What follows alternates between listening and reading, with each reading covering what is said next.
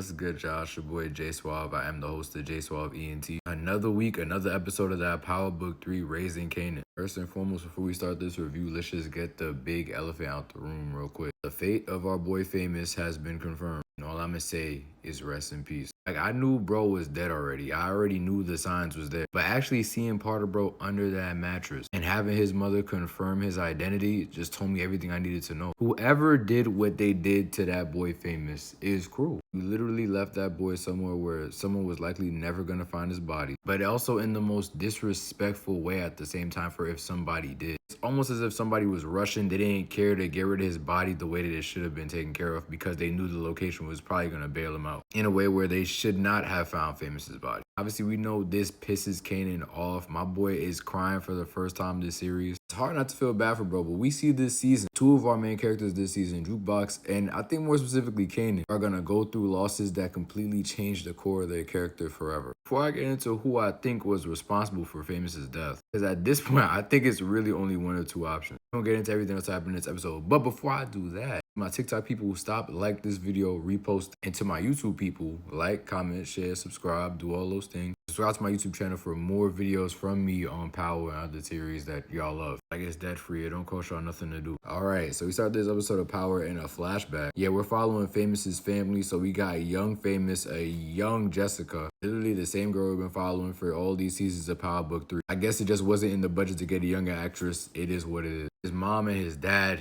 is clearly an abuser. And his mom is like, nah, we're not going for that no more. So she takes the kids in the middle of the night to narrowly escape his clutches. They end up in a shelter. And this is Famous's origin story, essentially. He damn near got his family took out, though, running back in the house for that toy. We could have got you another toy. Like, respectfully, I know there was emotional attachment there, but read the room. We trying to get away from this situation. Hey, little kid, I should probably let him rock, right? So we get a lot more context on Famous's early life to start this episode. And immediately when I seen this, not only did I know we were going to get an update on Famous in some way, but I knew that considering this is the mid-season point of the season, that it was going to be in a major way, and it was likely going to end up in us finding out that he is dead. You see throughout the flashback, he hides a dog from his mom in the same closet that his mom finds that gun that he used to kill Freddy in season 3. He just be hiding anything in there. So funny seeing older Famous get caught up in the same things he was getting caught up as a younger boy in the same locations. We see when he was younger, he was a caring dude. He's a good soul that would take in a stray Labrador in pouring rain. To get mixed up in a life like this, it was never going to be a good outcome. We see his mom meet up with Detective Garcia in this episode to ask for his whereabouts again, because I was about to fry her like, where you been at? But apparently she been put in a missing report for Famous.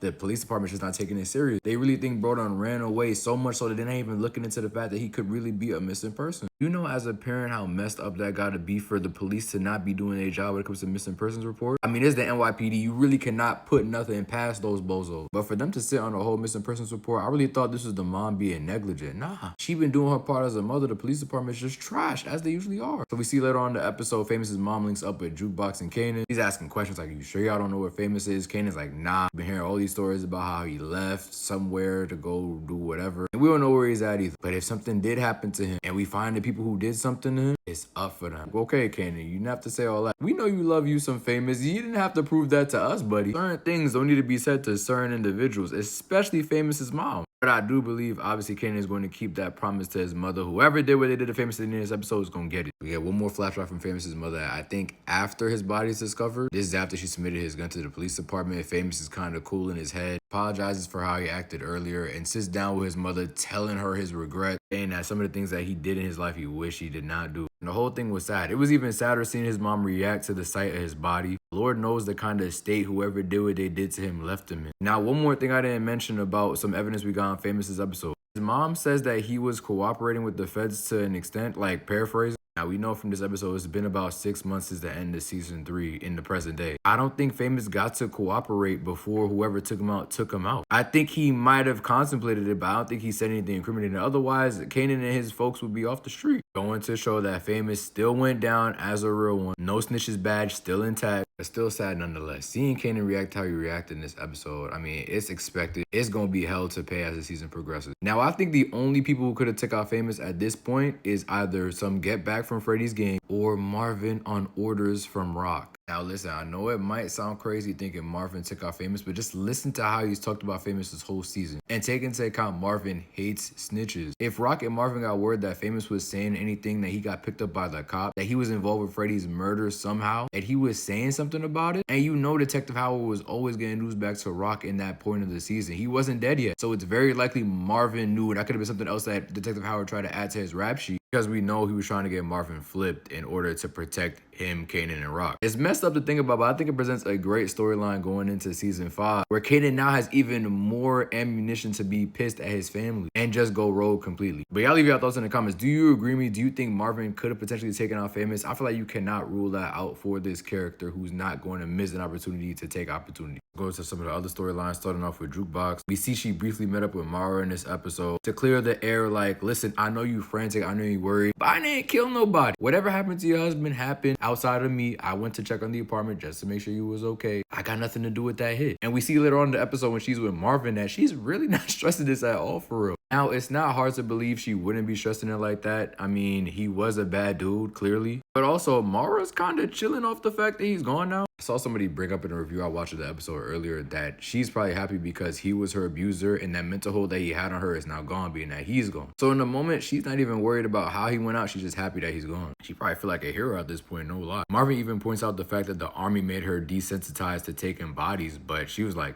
no, it's the family that I came up in that made me desensitized to this. Y'all acting like y'all saints or whatever. Y'all act like I'm the first one to catch a body. Nah, y'all taught me that. And I'm gonna show y'all how far I can go with it. She about to be on BT, y'all. Y'all already know what it's about to be. Especially after what happened to Famous. That was one of her best friends too now. So her educated about to be lighting the streets of Queens up. They about to moving out here like Unique. So got Joyce's storyline this episode. The whole family shows up for her. After she takes her fall at home, Kanan and Jukebox get her to the hospital. Much to her dismay, she like, who gonna pay for that? Like, Kanan ain't looking a whole truck in this episode with like 5 people's 401k. And you're gonna be good. Go to the hospital. So she goes there, and Marvin's actually doing a great job taking care of her. Tucking her in, making sure she's drinking, being a W firstborn son. As a firstborn son myself, I gotta give bro credit, no lie. And even more credit off of her request for him to take her out the game. Are you crazy? My mom's, I'm not about to put none of that craziness in your saline to take you up out of here. You go have to stick it out for a couple more days, bro. I'm not gonna be the one to take you out. So when he doesn't do what she asked him to do, she just ends up taunting him, talking about some Marvin soft or something like that. I'm like, okay, I'll take that. Like, yeah, it's gonna sting your mom to talk to you like that or whatever, especially after she bigged him up early on in this episode and knowing how Marvin was viewed by his siblings early on in this series. Now, I wouldn't say Marvin's self-conscious by any means, but I mean, he hears the words said about him. And I know it coming from his mom hits a lot harder. So I'm feeling for Marvin's character right now. Then he does something kind of stupid in the episode, and it's like,